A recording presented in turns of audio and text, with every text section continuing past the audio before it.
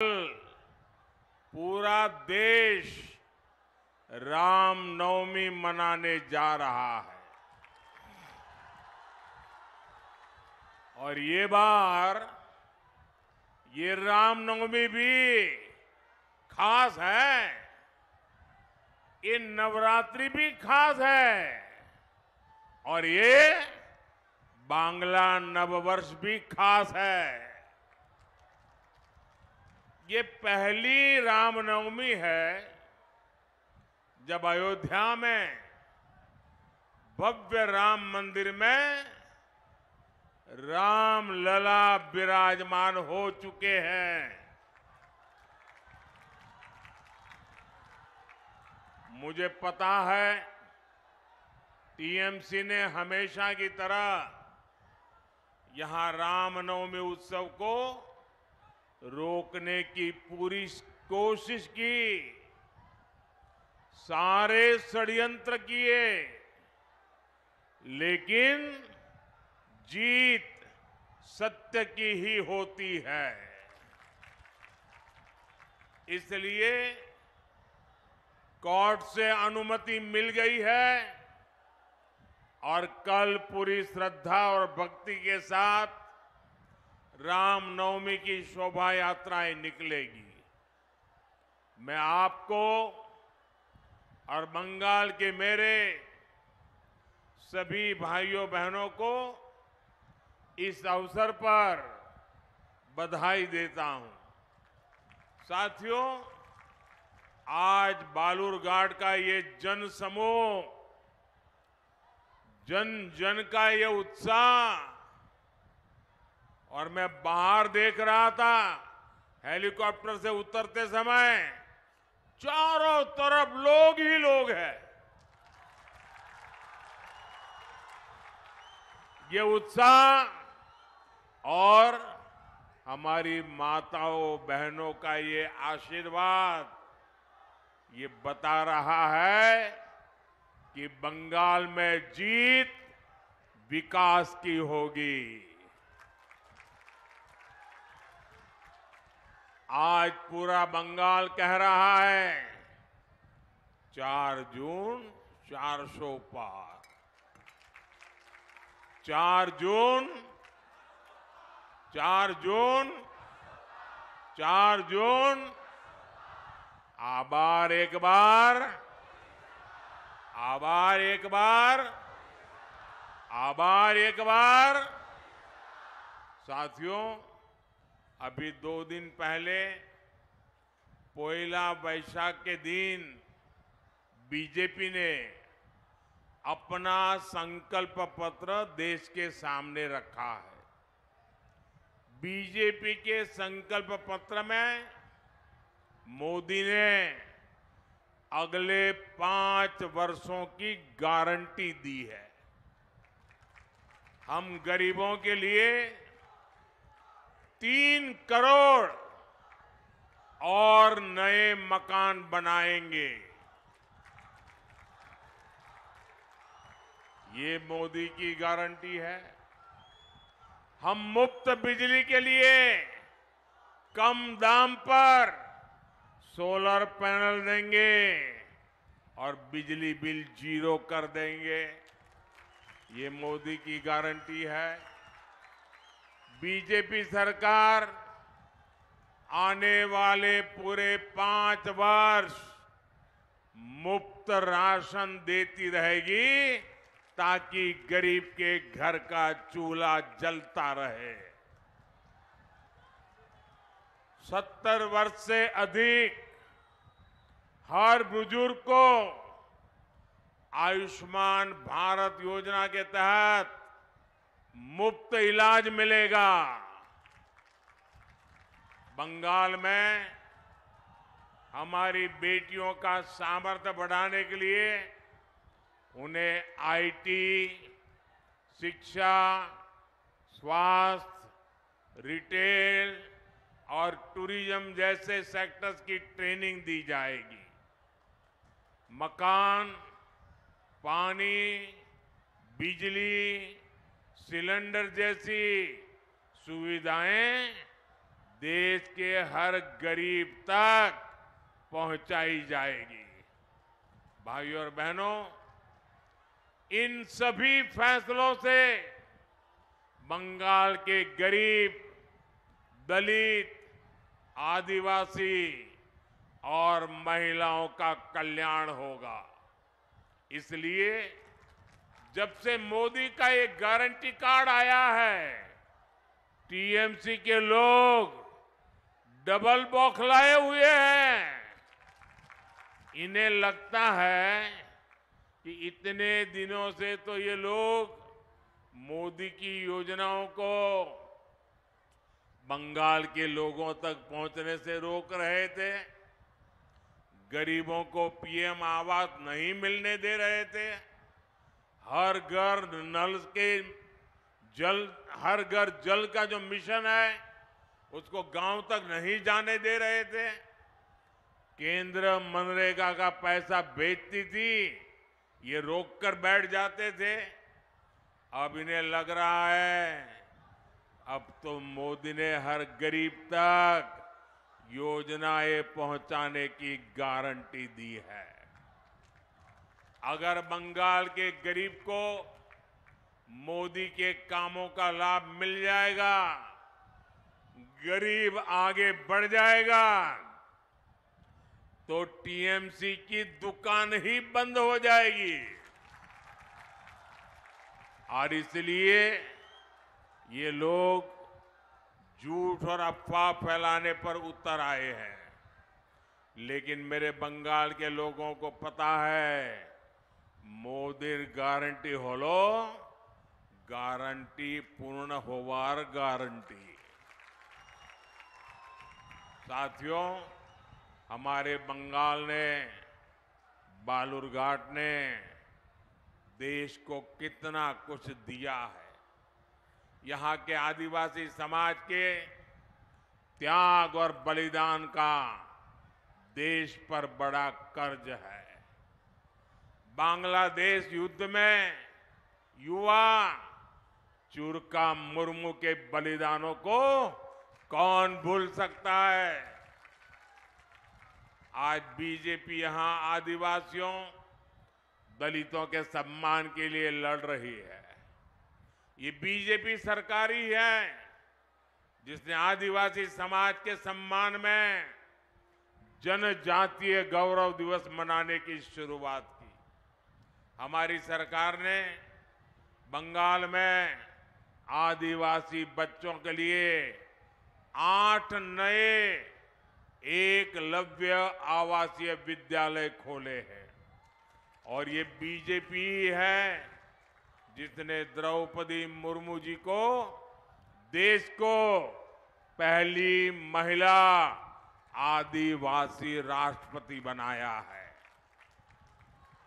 दलितों के सम्मान के लिए भी बीजेपी बाबा साहब आम्बेडकर से जुड़े पंचतीर्थों का विकास कर रही है। लेकिन भाइयों बहनों, दूसरी ओर टीएमसी जैसी पार्टी है जो दलित, आदिवासी, महिलाओं को अपना बंधक बनाकर रखना चाहते हैं। इसी बालूरघाट में 3 आदिवासी महिलाओं ने बीजेपी को ज्वाइन किया था, तो टीएमसी के गुंडे वहां आ धमके थे। टीएमसी के लोगों ने उन महिलाओं को घुटनों के बल बैठाकर माफी मांगने को मजबूर किया। टीएमसी को लगता है कि दलित, आदिवासी, गरीब अपनी मर्जी से चलने के लिए आजाद नहीं है। लेकिन ये चुनाव इन्हें बताएगा कि बाबा साहब आम्बेडकर के लोकतंत्र में दलित, वंचित, आदिवासी टीएमसी के गुलाम नहीं है और नहीं रहेंगे। आदिवासी महिलाओं को घुटनों पर बैठाने वाली टीएमसी, ये पूरी की पूरी टीएमसी जल्द ही घुटनों पर आ जाएगी। साथियों, लेफ्ट और टीएमसी की सरकारों ने बालूरघाट जैसे सीमावर्ती क्षेत्र, जहां दलित आदिवासी ज्यादा है, उन्हें जानबूझकर विकास से वंचित रखा। यहां इन्होंने जीवन के लिए जरूरी सुविधाएं नहीं पहुंचने दी, इलाज के लिए अच्छे अस्पताल नहीं खुलने दिए, रोजगार के अवसर नहीं पैदा होने दिए। यहां के युवाओं को बड़ी संख्या में गढ़ छोड़कर जाना पड़ता है। लेकिन बीते 10 वर्षों में टीएमसी के तमाम विरोध के बावजूद बीजेपी ने बालूरघाट और बंगाल के विकास के लिए हर संभव प्रयास किया है। भाजपा बालूरघाट स्टेशन को अमृत भारत स्टेशन के रूप में विकसित कर रही है। अभी जनवरी में भाजपा एनडीए सरकार ने यहां से सियालदाह को जोड़ने के लिए एक नई ट्रेन शुरू की है। बठिंडा से मालदा तक चल रही ट्रेन को भी बालूरघाट से जोड़ दिया गया है। केंद्र सरकार ने बालूरघाट एयरपोर्ट के लिए भी बहुत प्रयास किया है, लेकिन यहां की टीएमसी सरकार की नीयत ही नहीं है कि यहां एयरपोर्ट बने। भाइयों और बहनों, टीएमसी के लाख विरोध के बावजूद अगले 5 वर्षों में भाजपा सरकार बंगाल और बालूरघाट के विकास के लिए हर प्रयास करेगी। ये मोदी की गारंटी है। वंदे भारत जैसी आधुनिक ट्रेनों और अच्छे हाईवेज का लाभ इस पूरे क्षेत्र को मिलेगा, क्योंकि आपके सपने ही मेरा संकल्प है। आपनार सपनो आमार संकल्पो। और भाइयों बहनों, मैं आपको वादा करता हूं, आपके सपनों को पूरा करने के लिए मेरा पल पल आपके नाम, मेरा पल पल देश के नाम। और लिख लीजिए 24/7